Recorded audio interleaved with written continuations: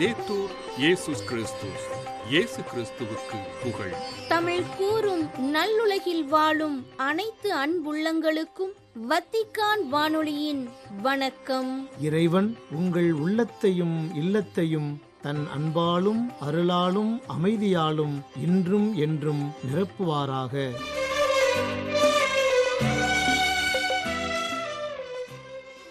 அன்பு நேயர்களே, வத்திக்கான் வானொலி இன்று உங்களுக்கு வழங்க இருப்பவை தடம் தந்த தகைமை மற்றும் பல் சுவை.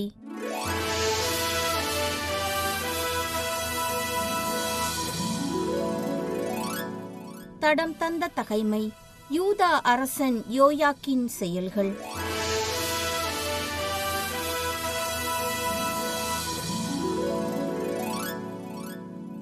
யோயாக்கின் அரசனான போது அவனுக்கு வயது 18.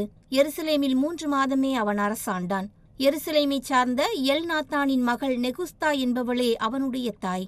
யோயாக்கின் தன் தந்தை செய்த அனைத்தின்படியே ஆண்டவரின் பார்வையில் தீயதனப்பட்டதை செய்தான். அக்காலத்தில் பாபிலோனிய மன்னன் நெபுகத்நேசரின் படைவீரர் எருசலேமின் மீது படையெடுத்து வந்து நகரை முற்றுகையிட்டனர். அப்பொழுது பாபிலோனிய மன்னன் நெபுகத்நேசரும் வந்து நகரை முற்றுகையிட்டிருந்த வீரர்களோடு சேர்ந்து கொண்டான். எனவே யூதாவின் அரசன் யோயாக்கீனும் அவன் தாயும் அவன் அலுவலர்களும் தலைவர்களும் அதிகாரிகளும் பாபிலோன் மன்னனிடம் சரணடைந்தனர். அவனை பாபிலோன் மன்னன் தான் ஆட்சியேற்ற 8ஆம் ஆண்டில் சிறைப்படுத்தினான். பின்பு அவன் ஆண்டவரின் இல்லத்திலும் அரண்மனையிலும் இருந்த செல்வங்களையெல்லாம் எடுத்துச் சென்றான்.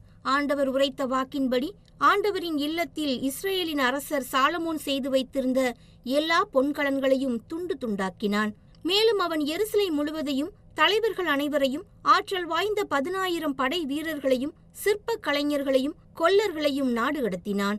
நாட்டில் ஏழை மக்களை தவிர எவரையும் விட்டு வைக்கவில்லை. மேலும் அவன் யோயாக்கினையும் அரசனின் தாயையும் மனைவியரையும் அவனுடைய அதிகாரிகளையும் நாட்டின் தலைவர்களையும் எருசலேமிலிருந்து பாபிலோனுக்கு நாடு கடத்தினான். வலிமை வாய்ந்த 7,000 பேர்களை கொண்ட முழு படையையும் போர்த்திறனும் உடலாற்றலும் கொண்ட 1000 தச்சர்களையும் கொத்தர்களையும் அவன் சிறைப்படுத்தி பாபிலோனுக்கு கொண்டு சென்றான். யோயாயினுக்கு பதிலாக அவனுடைய சிறிய தந்தை மத்தனியாவை அரசனாக்கி அவரது பெயரை செதேக்கியா என்று மாற்றினான்.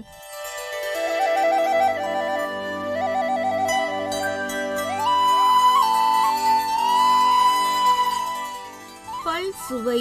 இவ்வாறு புனிதர்கள்: புனித மெத்தில்டா.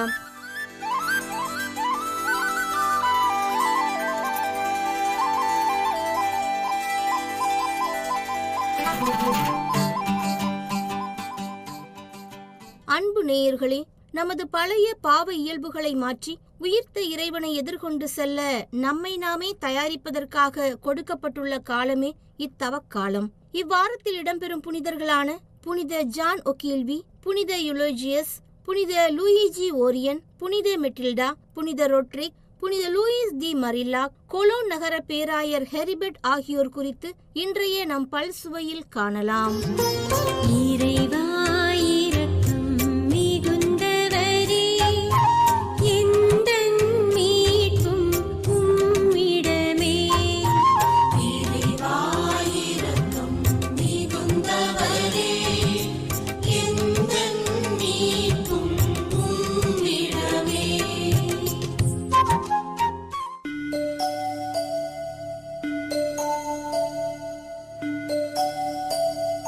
மார்ச் 10 புனித ஜான் ஒகீல்வி.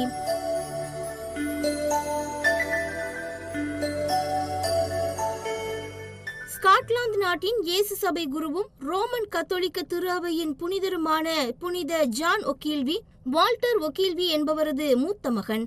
இவரது தந்தை மதிப்புமிக்க கால்வீனிய சமுதாயத்தை சார்ந்த செல்வந்தர் ஆவார். தனது 12வது வயதில் கல்வி கற்பதற்காக ஐரோப்பிய நாடுகளுக்கு அனுப்பப்பட்ட ஜான் ஒகீல்வி ஜெர்மனியில் பெனடிக்டின் சபையினரின் கீழுள்ள பல்வேறு கத்தோலிக்க நிறுவனங்களிலும் மொராவியா நாட்டிலுள்ள இயேசு சபையின் கீழுள்ள கல்வி நிறுவனங்களிலும் கல்வி கற்றார். அக்காலத்தைய சமய சர்ச்சைகளும் கொந்தளிப்புகளும் ஐரோப்பா கண்டத்தையே மூழ்கடித்திருந்தன. ஜான் ஒரு கத்தோலிக்கராக மாற முடிவெடுத்தார். 1596ஆம் ஆண்டில் தனது 17வது வயதில் பெல்ஜியம் நாட்டில் கத்தோலிக்க திரு அவையினரால் ஏற்றுக்கொள்ளப்பட்டார். 1610ஆம் ஆண்டு இயேசு சபையில் இணைந்த இவர் பாரிஸ் நகரில் குருத்துவ அருள்பொழிவு பெற்றார். குருத்துவ அருள்பொழிவு பெற்ற ஜான் நார்மண்டி என்னும் இடத்தில் பணியாற்றினார். ஸ்காட்லாந்து நாட்டில் மீதமிருந்த ஒரு சில கத்தோலிக்க மக்களுக்கு பணியாற்ற அனுப்பும்படி அடிக்கடி வேண்டிக் கொண்டார். ஏனெனில் அக்காலத்தில் ஸ்காட்லாந்து நாட்டில் கத்தோலிக்க மறைபோதனை செய்வதோ மதமாற்றம் செய்ய முயற்சிப்பதோ சட்ட விரோதமாக அறிவிக்கப்பட்டிருந்தது.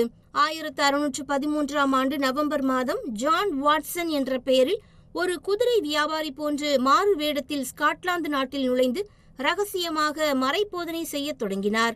குறிப்பிட்ட வீடுகளில் மறைவாக திருப்பலிகளும் நிறைவேற்றினார்.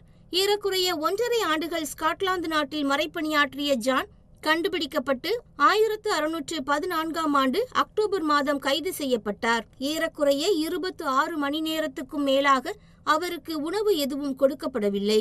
தமது செயலுக்கு மன்னிப்பு கேட்க அவர் மறுத்துவிட்டதால் கொடூரமாக துன்புறுத்தப்பட்டார். சிறையில் அவரை உறங்கவிட மறுத்தனர். அவரது உடன் பணியாளர்களை காட்டிக் கொடுக்குமாறு வற்புறுத்தினர்.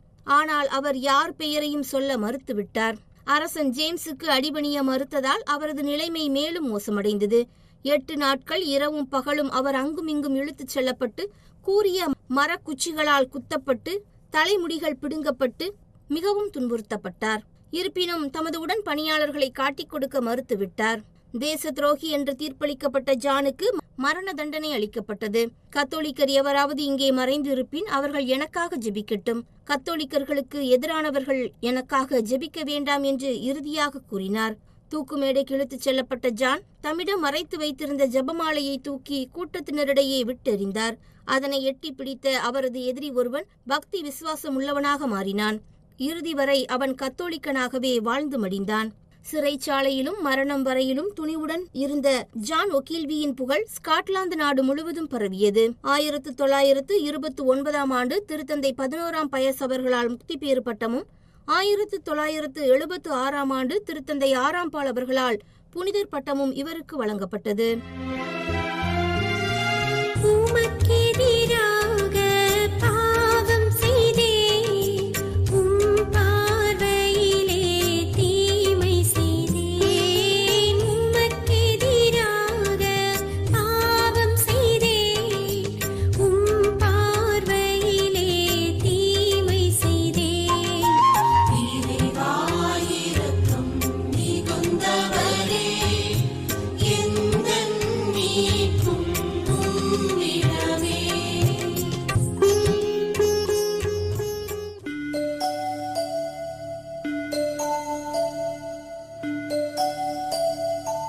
மார்ச் 11 புனித யுலேஜியஸ்.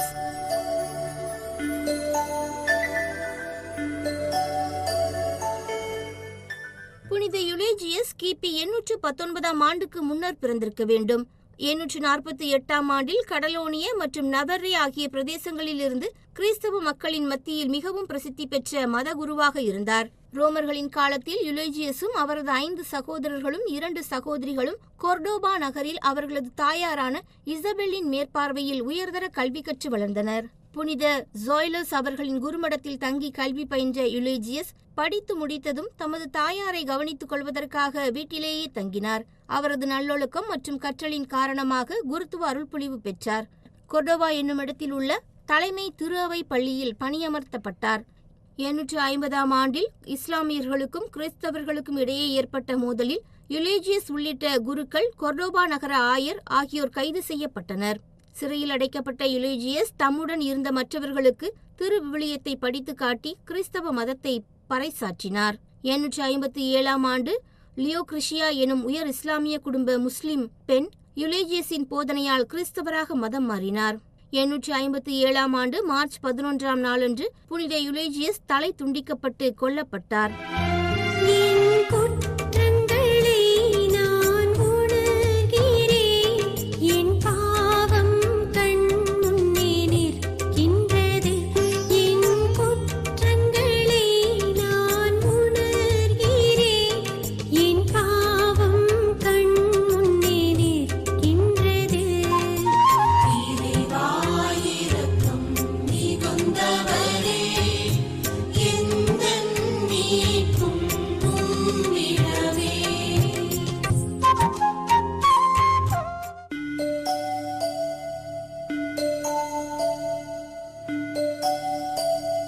மார்ச் 12 புனித லூயிஜி ஓரியன்.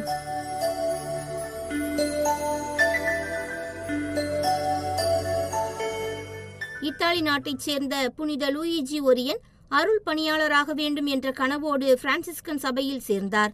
அவருக்கு அங்கு உடல்நிலை சரியில்லாமல் போகவே வீட்டிற்கு திருப்பி அனுப்பப்பட்டார். புனித ஜான் போஸ்கோவோடு தங்கியிருந்து கல்வி கற்றார்.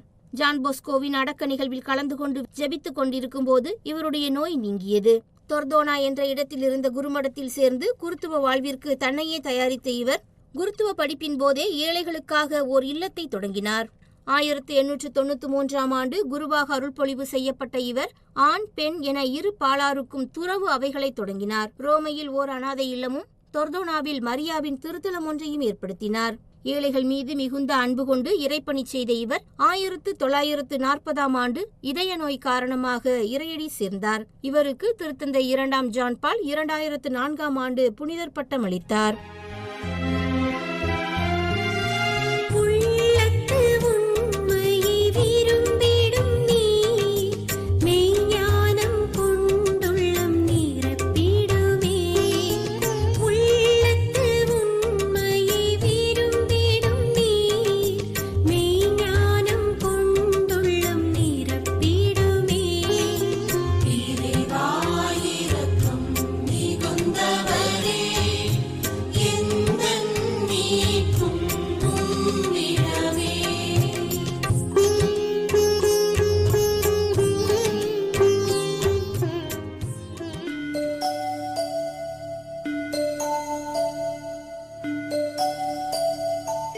மார்ச் 13 புனித ரொட்ரிக்.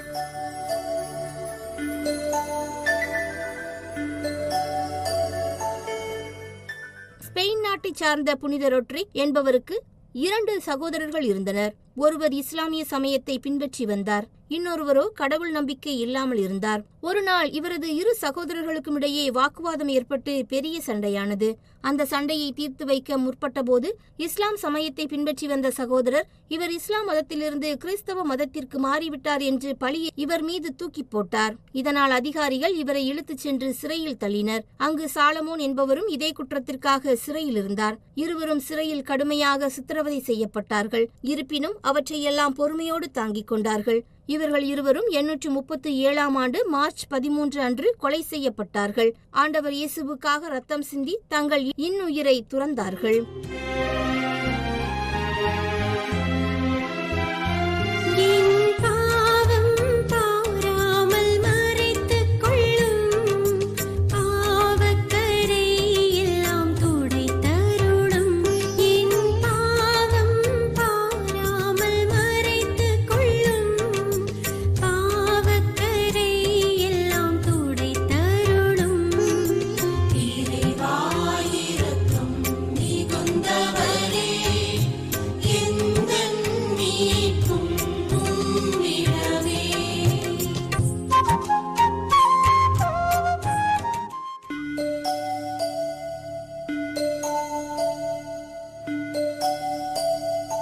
மார்ச் 14 புனித மெட்டில்டா.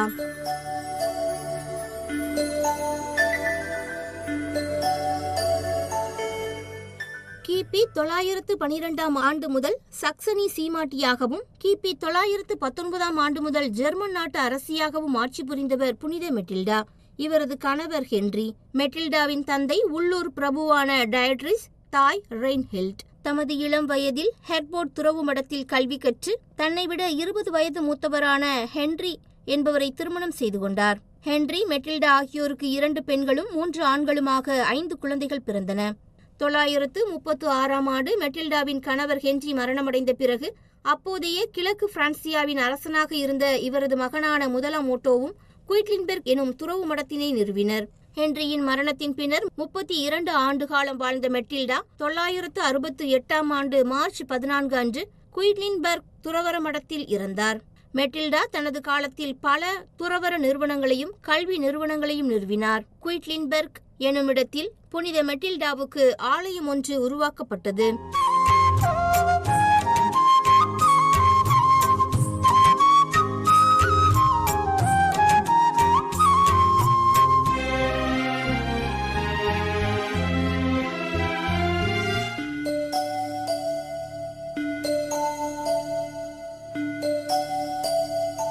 மார்ச் 15 புனித லூயிஸ் தி மரிலாக்.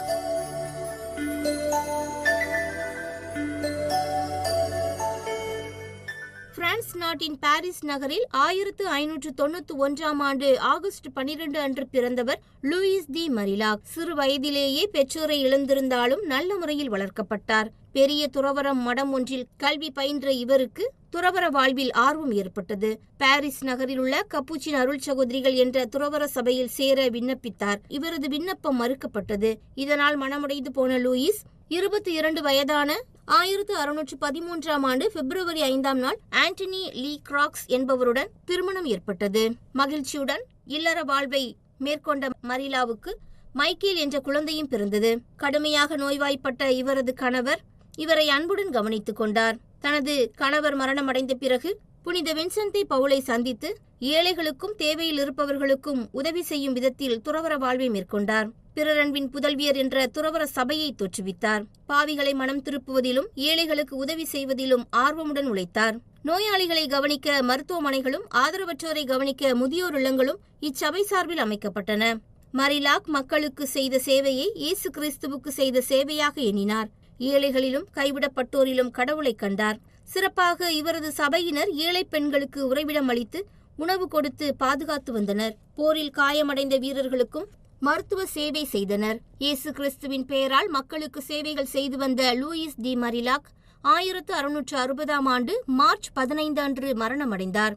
அவரது மரணத்தின் போது இவர் நிறுவிய 40க்கும் மேற்பட்ட கிளைகள் பிரான்ஸ் நாடு முழுவதும் பரவியிருந்தன. 1960 ஆண்டு திருத்தந்தை 23 ஜான் பால் இவரை கிறிஸ்தவ சமூக சேவகர்களின் பாதுகாவலராக அறிவித்தார். புனித லூயிஸ் தே மரிலாக்கின் அழியாத உடல் பாரிஸ் நகரில் இவர் வாழ்ந்த துறவர சபையின் சிற்றாலயத்தில் இன்றளவும் பாதுகாக்கப்பட்டு வருகிறது.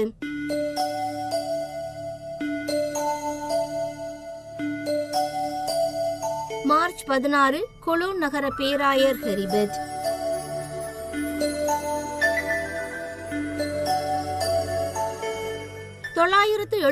ஆண்டு ஓம்ஸ் எனும் நகரில் பிறந்த ஹெரிபெட் அரசர் ஹியூகோபின் மகன். அரசர் 3 ஓட்டோ அவர்களால் 994 ஆண்டில் தனது 24 வயதில் இத்தாலி நாட்டில் பேராலய கவுன்சிலராக தேர்ந்தெடுக்கப்பட்டார். அப்பொறுப்பை ஜெர்மனி நாட்டிலும் ஏற்ற இவர் ஓட்டோவின் நெருங்கிய நண்பரானார். 995 ஆண்டில் குருத்துவ அருள்பொழிவு பெற்ற இவர் கொலோன் நகரின் பேராயராக 999 ஆண்டு தேர்ந்தெடுக்கப்பட்டார்.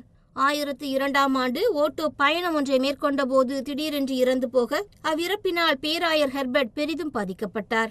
இதனால் பல துன்பங்களை அனுபவித்து பல்வேறுபட்ட பிரச்சனைகளை சந்தித்தார்.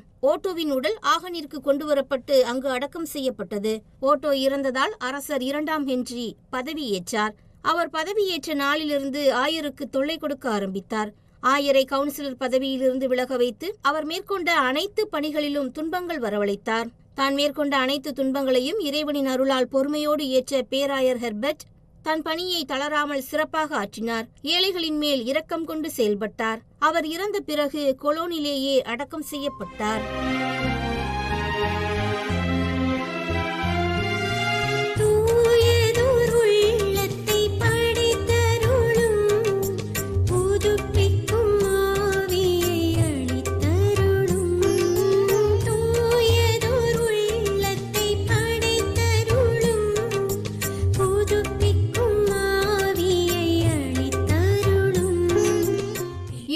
புனிதர்கள் புனித மெட்டில்டா என்ற தலைப்பில் இன்றைய பல் சுவையினை உங்களுக்கு வழங்கியது வத்திக்கான் வானொலி. உங்களது ஆர்வமுள்ள செவிமடுத்தலுக்கு நன்றி. வணக்கம்.